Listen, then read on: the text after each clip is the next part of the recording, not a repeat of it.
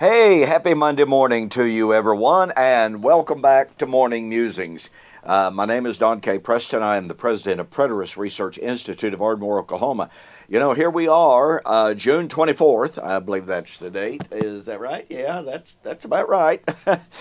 Anyway, our Preterist Pilgrim Weekend is coming up July 12th through the 14th. We have a fantastic lineup. Our theme is Back to the Basics. So please send your registration to us. You can call my office number here and leave a message, or you can send me an email, or just let me know that you're going to come. We are going to have a catered meal. We need to know how many people are going to be here, physically. Going to have an absolutely fantastic time. Going to have some entertainment on Friday night like we've never had before. So this promises to be an absolutely wonderful time. And by the way, we will have free live streaming of the entire conference like we did last year. And so we invite you to participate in our conference. If you cannot be here, live stream will be free. If you can be here, you will absolutely enjoy it. Well, we're back to, by the way, thank you so much for so many of you for your wonderful happy anniversary wishes. My wife and I took off last week from Wednesday onward to kind of kick back and relax and do absolutely nothing to celebrate our 49th wedding anniversary. We went out to eat.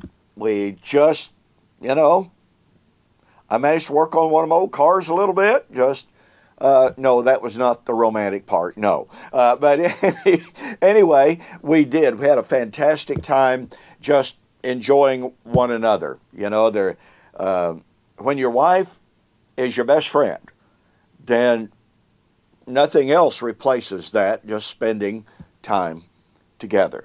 Okay, well, in our last video, we began an examination of the fact that Paul in Romans chapter 8 was anticipating the redemption of creation in both the amillennial world, the postmillennial world, and to a certain extent in the dispensational world. There is an expectation and a belief that at some future point of time, at the so-called end of time, when Jesus comes back to put an end to world history, as it is often expressed, this physical material creation is going to be recreated, renovated, be renovated by fire, and then God will start all over with a new heaven and a new earth. In my 2012 debate with Dr. Joel McDermott, he affirmed that he's looking forward to a literal, physical kingdom here on earth of a new heaven and a new earth. Harold Eberle, in my debate with him in Oregon, he affirmed the same thing. Well, here's something that is absolutely critical. The New Testament writers tell us that their expectation of the new heaven and the new earth is taken from the Old Testament prophets.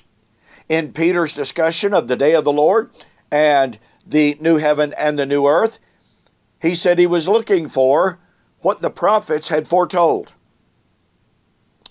And he said that his doctrine of the new heaven and new earth was, quote, according to his, that is God's promise of the new heaven and the new earth. Well, this study alone could take us far afield, so I'm going to limit my discussion of the new heaven and new earth to the book of Isaiah. There are other passages, but I'm going to limit it to the book of Isaiah. And then we will take a look at 2 Peter 3 and Revelation chapter 21. What we're going to discover is that the doctrine of the new heaven and the new earth, number one, obviously takes place at the end of the millennium. No one denies that. That's affirmed by the dispensationalists. It is affirmed by virtually everyone. But what they fail to see, point number one, is the covenantal nature of the new heaven and new earth.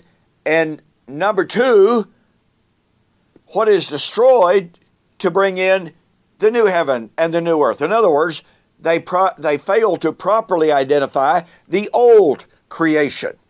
We're going to identify that in our study. For our first examination, I want us to look at Isaiah chapter 51. Now, in Isaiah 51, the Lord has called on Israel, look to Abraham, the rock from which you are hewn.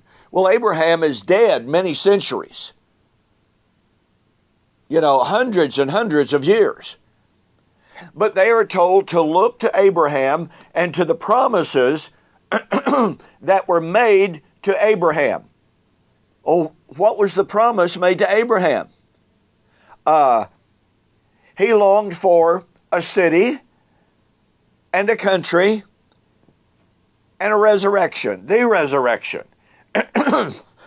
Pardon me, the better resurrection, according to Hebrews chapter 11. So here in Isaiah chapter 51, the Lord calls on Israel to look all the way back to Abraham. Now, remember that Abraham, according to Jesus, saw the Abraham saw those promises that were given to him, and he saw them, quote, far off. John chapter 8, 51 and following. Abraham saw the promises far off. They were not for his day. Isaiah is reminding his people about those promises. Now, I want you to notice something, and, look, just an examination, a thorough examination of Isaiah 51 would take us weeks, so I'm not going to do that. But I do want you to notice that after calling on Israel to look all the way back to Abraham, and thus all the way forward to the time of fulfillment, the Lord says this, listen to me, my people, and give ear to me, my nation. For a law shall proceed from me, and will make my justice rest as a light to the people. My righteousness is near, my salvation has gone forth, my arms will judge the peoples, the coastlands will wait upon me, and on my arm they will trust. Now, notice that he's already called attention to the fact that he's talking about events, about promises that were given and that were far off. So the near reference here is to the time of fulfillment. When the time of fulfillment came, fulfillment would be near. But notice the nature of this. Notice what he promises. He is promising the new covenant. A law will go forth from me, and I will make justice rest as a light to the people. So when God gave the new covenant is the time of the Abrahamic promises. The time of the giving of the new covenant is the time of the fulfillment of the Abrahamic promise. Wow! Let me state this very simply. If the new covenant has been given, then the Abrahamic promises have been fulfilled. But the Abrahamic promise involved heavenly city, heavenly country, resurrection. Folks, we can't divorce resurrection and the new creation from the promises made to Abraham. And here is Isaiah calling Israel, remember the promises that were given centuries beforehand. Look to the time of that, which Abraham was told was far off. And of course, remember that the writer of Hebrews said the time had arrived. They were now standing at the foot of Zion, which is the heavenly city in the heavenly country promised to Abraham. The time of fulfillment had arrived and was therefore near, just as Isaiah said it would be when the time came. So first of all, in our examination of the new heaven and the new earth, i.e., the redemption of creation of Romans 8, we must keep in mind that it is related to the Abrahamic promise. Now, we've talked about the Abrahamic covenant, the Abrahamic inheritance a lot, but I'm now looking at it in the context of Isaiah and what Isaiah promised. Isaiah put that new creation in the context of the new covenant. So let me say once again, God said in the time of the new covenant, He would fulfill His promise to Abraham. And oh, by the way, that promise involved the destruction, as we will see in our next video, the destruction of heaven and earth, but the continuance of the new covenant. Which means the new covenant is the means by which God would create the new creation. Listen, I've written a book on the passing of heaven and earth and the new creation, entitled The Elements Shall Melt with Fervent Heat. This is the fullest exposition of 2 Peter 3 that you'll find. It is the only full preterist exposition of 2 Peter 3 that I am aware of.